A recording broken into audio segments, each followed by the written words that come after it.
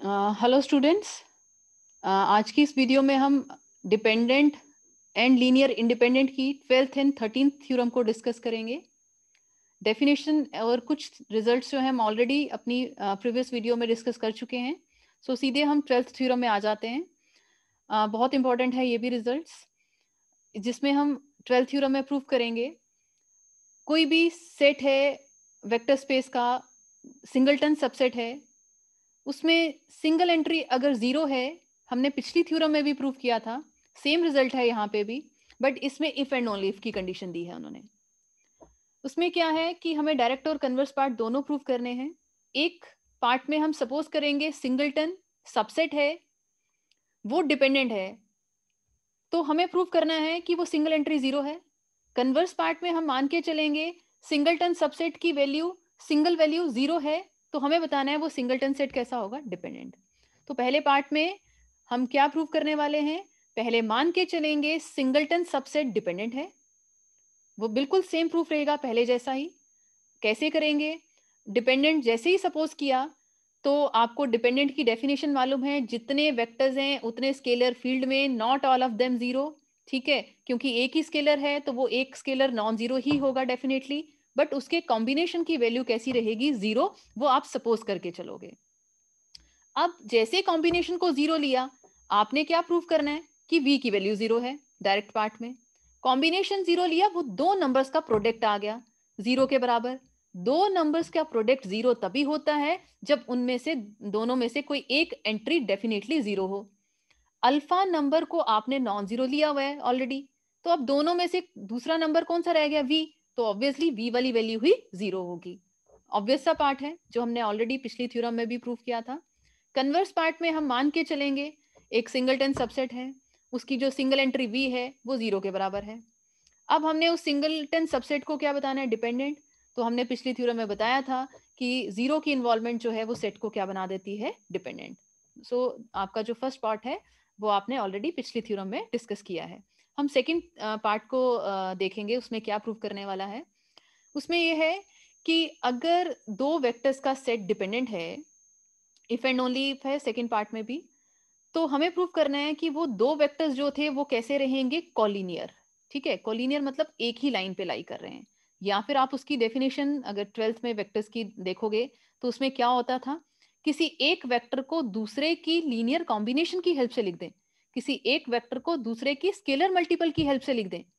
से v1 को लिख दिया हमने k इंटू वी की हेल्प से, तो आप बोलोगे v1 की वैल्यू k इंटू वी है, डेट इज v1 जो है v2 के मेंबर की स्केलर मल्टीपल की हेल्प से लिखा जा रहा है। तो आप बोलोगे कि वो v1 और v2 वाला जो सेट रहेगा वो कैसा रहेगा, कोलिनियर। ठीक है, दो वेक्टर्स का सेट कोलिनियर कब होता है, जब वो दोनों वेक्टर्स एक ही लाइन पे लाई करें, या फिर आप कह सकते हो कि किसी एक वेक्टर को दूसरे के स्केलर मल्टीपल की हेल्प से लिखा जाए। आपने पिछली थ्योरम में ये भी बताया था कि कोई भी सेट है वो डिपेंडेंट तभी होता है जब उसमें कोई ना कोई जीरो वेक्टर इन्वॉल्व होता है। तो ये एक नई डेफिनेशन आ जाती है डिपेंडेंट की। आपने आगे जब बेसिस एंड डायमेंशन की थ्योरम्स करनी है तो उनमें से किसी भी रिजल्ट को यूज कर सकते हो जिसकी हेल्प से आपकी थ्योरम प्रूव हो जाए। बट आज हम प्रूव करेंगे डिपेंडेंट वाला सेट दो वेक्टर्स का। उसमें क्या रहता है, डिपेंडेंट है तो वो दोनों वेक्टर्स कोलिनियर होते हैं, और अगर दो वेक्टर्स कोलिनियर हैं तो वो दो वेक्टर्स वाला सेट डिपेंडेंट रहता है। मैं इसको ज्यादा अच्छे से बताऊंगी कि उसमें आप कैसे बोल सकते हो, दो वेक्टर्स का सेट डिपेंडेंट है अगर, तो क्या होगा कि कोई एक ऐसा वेक्टर मिलेगा जिसे दूसरे की स्केलर मल्टीपल की हेल्प से लिखा जाएगा। और अगर किसी एक वेक्टर को दूसरे की स्केलर मल्टीपल की हेल्प से लिखा जा रहा है तो उस केस में दोनों वेक्टर्स मिलके एक सेट बनाएंगे जो कैसा रहेगा, डिपेंडेंट। ठीक है, इसी तरीके से थर्ड पार्ट में हम क्या प्रूव करेंगे, अगर तीन वेक्टर्स वाला सेट मिल जाए तो तीन वेक्टर्स वाला सेट डिपेंडेंट कब होगा, जब तीनों जो हो कोप्लेनर हो वेक्टर्स। कोप्लेनर मतलब कि आप बोलोगे कि उन तीनों में से कोई एक वेक्टर है जिसे बाकी दो मेंबर्स की लीनियर कॉम्बिनेशन की हेल्प से लिखा जा रहा है। तीन वेक्टर्स में से किसी एक को बाकी दो की हेल्प से लिखा जा रहा है, तो वो तीनों वेक्टर्स मिलके एक सेट बनाएंगे जो इस थ्योरम के अकॉर्डिंग कैसा रहेगा, लीनियरली डिपेंडेंट। क्या है लीनियरली डिपेंडेंट की डेफिनेशन इस थ्योरम के अकॉर्डिंग, पहले तो अभी हमने प्रूव करना है। प्रूव करने के बाद इसको रिजल्ट को ध्यान में रखना है।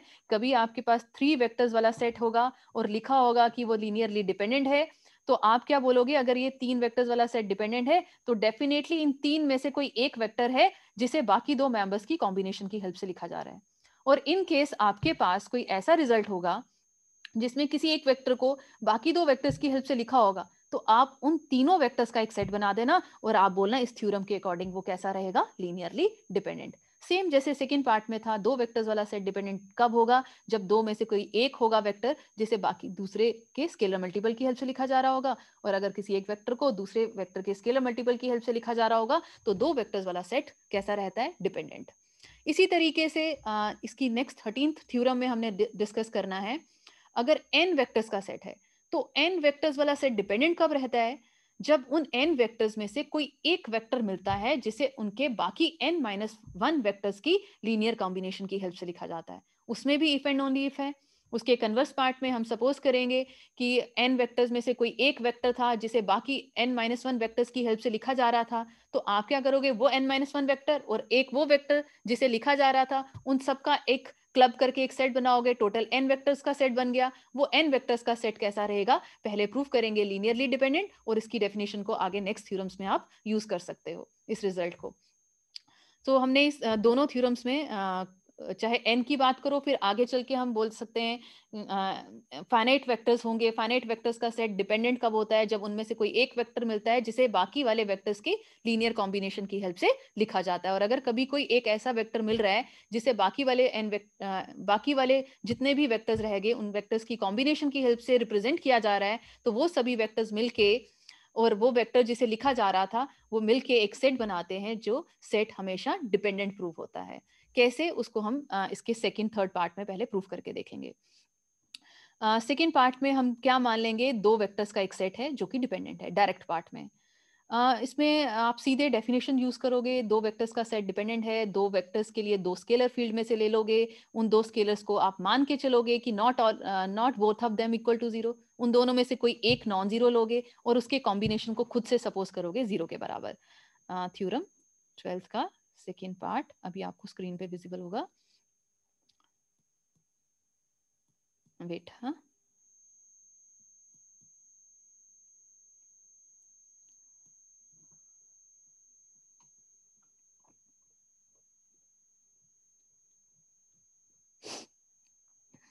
हाँ, हमने क्या किया, दो वेक्टर्स वाला सेट सपोज किया डिपेंडेंट है, ठीक है, यही किया था। और मैंने डेफिनेशन लगा दी थी, कोई एक स्केलर नॉन जीरो लेना था, यहाँ पे अल्फा बीटा में से अल्फा को नॉन जीरो रखा और उसके कॉम्बिनेशन को स्क्रीन पे आप देख सकते हैं जीरो के बराबर सब्स्टिट्यूट किया है। अब हम इस कॉम्बिनेशन को सॉल्व करने लगे तो प्लस में था, दूसरी साइड पे उसको v2 को शिफ्ट किया, वो वैल्यू माइनस हो गई। देन हमने इसको सॉल्व किया, क्योंकि अल्फा नंबर नॉन जीरो है, नॉन जीरो के साथ दोनों साइड पे डिवाइड किया, हमारे पास v1 की वैल्यू आ गई। हमने देखा v1 की रिप्रेजेंटेशन कैसी आई, v1 को हम कैसे लिख रहे हैं, यहाँ पे वेक्टर क्या है v2 और उसके साथ माइनस बीटा बाय अल्फा है।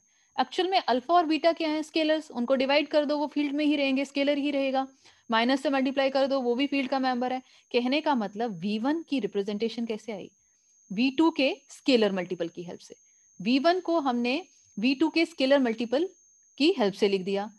अगर किसी एक वेक्टर को दूसरे की स्केलर मल्टीपल की हेल्प से लिखा जाता है तो वो वेक्टर्स कैसे हो जाते हैं, कॉलिनियर। तो डायरेक्ट पार्ट में हमने यही प्रूव करना था, दो वेक्टर्स का अगर सेट डिपेंडेंट है, आप बोल सकते हो उन दो में से कोई एक है जिसे बाकी दूसरे की स्केलर मल्टीपल की हेल्प से लिखा जा रहा है, या फिर बोल दो कि वो दो वेक्टर्स कैसे हैं, कॉलिनियर। कन्वर्स पार्ट में हम सपोज करेंगे कि वो दो वेक्टर्स कैसे थे, कॉलिनियर थे। कॉलिनियर की डेफिनेशन यूज करेंगे, v1 या v2 एक ऐसा वेक्टर होगा जिसे दूसरे की स्केलर मल्टीपल की हेल्प से लिखना है। इधर हमने v1 को ले लिया, v2 के स्केलर मल्टीपल की हेल्प से लिख दिया, स्केलर हमने फील्ड में से k ले लिया।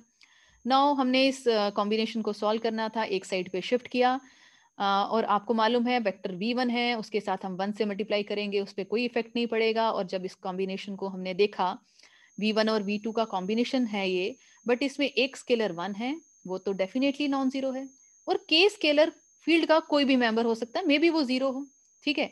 हमें चाहिए था कोई एक स्केलर नॉन जीरो, वो डेफिनेटली 1 मिल गया और वो 1 नॉन जीरो है, बट जब आप इसके कॉम्बिनेशन को देखोगे तो जीरो है। दो वेक्टर्स का कॉम्बिनेशन जीरो है, उनमें से कोई कम से कम एक स्केलर जिसमें हमें मालूम है अल्फा 1 वाला 1 वैल्यू नॉन जीरो है। सो ऐसी सिचुएशन में हम क्या कहते हैं, एक भी स्केलर नॉन जीरो आ जाए, कॉम्बिनेशन जीरो हो, तो वेक्टर्स कैसे होते हैं, dependent. This proves the converse part and hence the second part. Similarly, third part में आपको क्या करना है, 3 वेक्टर्स का सेट लेना है. बिल्कुल सेम है. 3 वेक्टर्स का सेट सपोज कर लेना है डिपेंडेंट है. डिपेंडेंट की डेफिनेशन लगा लो, 3 स्केलर्स ले लो, एटलीस्ट वन ऑफ देम उसमें से एक नॉन जीरो रखो, और वो एक नॉन जीरो आपने लेट कर लिया. इस केस में जैसे अल्फा 1 नॉन जीरो ले लिया है, फिर उसके कॉम्बिनेशन को भी जीरो के बराबर रखा क्योंकि डिपेंडेंट हमने सपोज किया हुआ था. फिर हमने इस कॉम्बिनेशन को सॉल्व करना था, तो हमने क्या किया, जिस स्केलर को नॉन जीरो रखा है ना, जिस स्केलर को नॉन जीरो रखा है उसकी वैल्यू को एक साइड पे रखा, बाकी सब वैल्यूज को दूसरी साइड पे शिफ्ट कर दिया, और उसी स्केलर को जिसको नॉन जीरो रखा उसके साथ दोनों साइड पे डिवाइड कर दिया. करने से हमें क्या मिला, v1 की वैल्यू मिली, एक वेक्टर मिला v1, जिसे v2 और v3 के लीनियर कॉम्बिनेशन की हेल्प से लिखा. क्योंकि A2 या फिर सॉरी अल्फा 2 अल्फा 1 की बात करो तो ये फील्ड के मेंबर हैं, डिवाइड करो माइनस से मल्टीप्लाई करो, फील्ड का ही मेंबर रहता है. हमने सिर्फ वेक्टर्स को देखना होता है. v1 की रिप्रेजेंटेशन कितने वेक्टर्स की हेल्प से लिखी जा रही है, v2 और v3 वेक्टर्स की हेल्प से. सो किसी एक वेक्टर को बाकी दो वेक्टर्स की हेल्प से लिखा जाए तो वो तीनों वेक्टर्स कैसे बन जाते हैं, कोप्लेनर. तो हमने यही तो प्रूव करना था. अगर सेट डिपेंडेंट है 3 वेक्टर्स का, तो उनमें से एक वेक्टर है जिसे बाकी दो की हेल्प से लिखा जा रहा है. कन्वर्स पार्ट में हमने क्या करना है, मान लेना है कि वो वेक्टर्स कोप्लेनर हैं, दैट इज उनमें से एक वेक्टर है जिसे बाकी दो की हेल्प से लिखा जा रहा है. तो अगर लिखा जा रहा है तो उसके लिए दो की हेल्प लेनी है, तो दो स्केलर चाहिए. वो अल्फा 2 अल्फा 3 रखा, उसकी रिप्रेजेंटेशन दे दी, फिर एक साइड पे शिफ्ट कर दिया, उसको सॉल्व किया. तो यहाँ पे आपको सामने दिख रहा है 3 मेंबर्स का लीनियर कॉम्बिनेशन 0 बन रहा है. बट उनमें से 3 स्केलर्स को जब चेक करना था तो डेफिनेटली v1 की वैल्यू जो है उसके साथ के स्केलर की वैल्यू -1 दिख रही है. वो -1 डेफिनेटली नॉन जीरो होगा. मे बी अल्फा 2 और अल्फा 3 भी नॉन जीरो हो, बट हमें कोई एक नॉन जीरो ढूंढना था. वो सामने सामने हमें अल्फा 1 दिख रहा है, एक स्केलर नॉन जीरो, और तीन वेक्टर्स का कॉम्बिनेशन 0 है. एक भी स्केलर नॉन जीरो है तो वेक्टर्स कैसे रहेंगे, डिपेंडेंट. सेम इसी तरीके से आपने n वेक्टर्स के सेट के लिए डिस्कस कर लेना है नेक्स्ट थ्योरम में. 13th थ्योरम में 14th थ्योरम भी सेम है.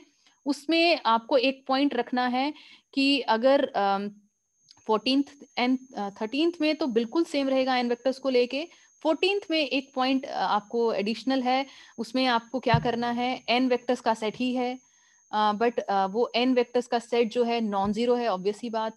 क्योंकि अगर जीरो वेक्टर होता तो वो डायरेक्टली प्रूव हो जाता. जीरो वेक्टर की इन्वॉल्वमेंट डिपेंडेंट बना देती है, बट यहाँ पे डिपेंडेंट को प्रूव करना है, पर वेक्टर्स का सेट कैसा है, नॉन जीरो. कहने का मतलब जीरो की इन्वॉल्वमेंट तो वेक्टर्स के सेट को डिपेंडेंट बनाती थी, बट अगर जीरो नहीं होता तो क्या डायरेक्टली बोल देते कि वो इंडिपेंडेंट है. इंडिपेंडेंट के लिए चेक करना पड़ता है. सिंगल एंट्री जीरो है, सिंगलटन सेट है, डिपेंडेंट है. 10 एलिमेंट है, उसमें कहीं ना कहीं जीरो इन्वॉल्व है, तो सेट डिपेंडेंट है. 1000 एलिमेंट है बट एक की वैल्यू जीरो है, सेट डिपेंडेंट है. जीरो की कंट्रीब्यूशन डिपेंडेंट बना देती है, बट अगर जीरो ना हो तो आप ये नहीं कहोगे कि वो डिपेंडेंट नहीं तो इंडिपेंडेंट ही होगा. उसके लिए हमें चेक करना पड़ता है. वो ये थ्योरम है कि नॉन जीरो वेक्टर्स हैं, n वेक्टर्स लीनियरली डिपेंडेंट हैं. लीनियरली डिपेंडेंट है तो उसमें से कोई एक वेक्टर होगा, से vm, जिसे हमने अभी जैसे पिछली थ्योरम में बोला कि बाकी वेक्टर्स के लीनियर कॉम्बिनेशन की हेल्प से लिखा जाता है. बट इस थ्योरम में क्या है, कोई एक वेक्टर मिलेगा, से v3. 10 एलिमेंट थे, v1 v2 v3 so on to v10 तक. n वेक्टर्स का सेट डिपेंडेंट था, तो हमें प्रूव करना है कोई एक वेक्टर मिल गया से v3, तो उसके पहले वाले वेक्टर्स की कॉम्बिनेशन की हेल्प से लिखा जाएगा. दैट इज प्रोसीडिंग वेक्टर्स की कॉम्बिनेशन की हेल्प से लिखा जाएगा. ठीक है. सो ये रिस्ट्रिक्ट हो गया रिजल्ट. उसमें क्या था कि डिपेंडेंट है 10 वेक्टर्स वाला सेट, तो कहीं से भी कोई एक वेक्टर मिला जाएगा और बाकी सब की मेंबर्स की कॉम्बिनेशन की हेल्प से लिखना था. बट यहाँ पे ये थ्योरम 14th क्या कह रही है कि जो भी वेक्टर मिलेगा उसे उसके सिर्फ पहले वाले वेक्टर्स की कॉम्बिनेशन की हेल्प से भी लिख दोगे तो भी वो सब वेक्टर्स मिलके डिपेंडेंट बन जाते हैं. प्रोसीडिंग वेक्टर्स जिसे आप बोलते हो, इसमें भी इफ एंड ओनली इफ है. बट एक चीज का ध्यान रखना, इस थ्योरम में हमें बताना है कि वो फर्स्ट वेक्टर नहीं हो सकता, क्योंकि फर्स्ट वेक्टर को उसके प्रोसीडिंग वेक्टर की हेल्प से लिखने के लिए उससे पहले वाले वेक्टर्स नहीं होते हैं. इसलिए जो आपने वेक्टर यहाँ पे थ्योरम में लिया है वो vm लिया है, और इस m को थ्योरम की स्टेटमेंट में ही लिखा है कि वो 2 से लेके n तक की कोई भी वैल्यू हो सकती है. तो अब आप इसको ट्राई करो. हमने इसके सभी रिजल्ट्स को डिस्कस कर लिया है.